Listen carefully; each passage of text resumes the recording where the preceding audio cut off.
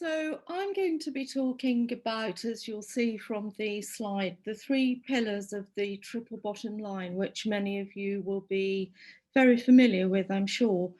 Um, I think sometimes there's a tendency to slightly overlook that services and finance are absolutely intrinsically linked.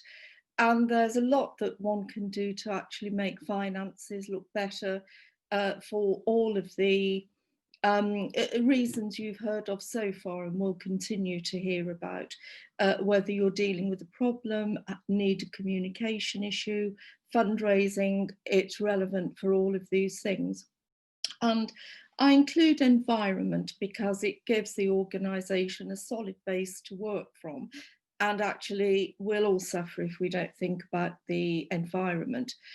So if you look at the bigger picture, and I think this sort of work, it's all about the big picture and checking the detail matches. One without the other actually doesn't do the job of any of the things that we're talking about today. So worldwide, there are 17 sustainable development goals. The world isn't doing very well on them, sadly. And an organisation should have these three main ones to focus on. And I think very often when you look at what you have to do, we heard from Felicia about an interim, whether it be a CEO or some other sort of lead. It's actually very valuable for an organisation to help it look at outwardly in a way it might not do, and to focus on the things you absolutely have to do. So any organisation needs to deliver excellent services, whether it be a charity, whether it be casework, whether it be education or a commercial business. You need to have a good product and deliver that well. And your clients need to value it. Without that two sides of the equation, things can go wrong. You need to balance the books, but also protect the environment as well. Why not? You've got nothing to lose. So here's a step plan, which is under the auspices of a sustainability plan. So excellent services, positive, it forms the basis for change, and you need to be there or plan to get there. You know, no organisation is perfect, but you can actually make steps to get there. Focus on what needs to change, and change via a needs assessment is always a very good start. Find out the real issues, not just the presenting issues. They're not always obvious. Make the changes via a sustainability plan. This feeds into, or the next step will be a strategic plan. And it's very important to align all of those things.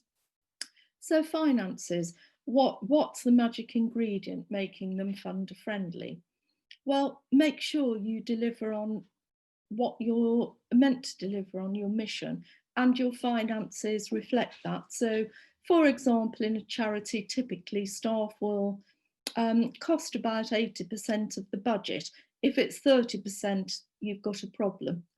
And let your annual report do the talking. It's all too often we see great financial pages that actually don't mean very much to anyone really outside accountants. And I think that very often if you're putting in funding bids, funders don't necessarily get an accountant to look at the account. So tell the story. Step 5, be bold. Tell the accountants and auditors what you want to see. And people will often shy away from that. But even if it's something in the notes, just to tell the story about, you know, what the pounds actually tell you. How does it relate to your services? Have you designated funds, for example, to cover what you knew would be a gap? One always has to examine systems and processes. I think that's just really important always to note, because they're there to simplify things. Over the years, clients have one regret only, and that's not making decisions or changes sooner.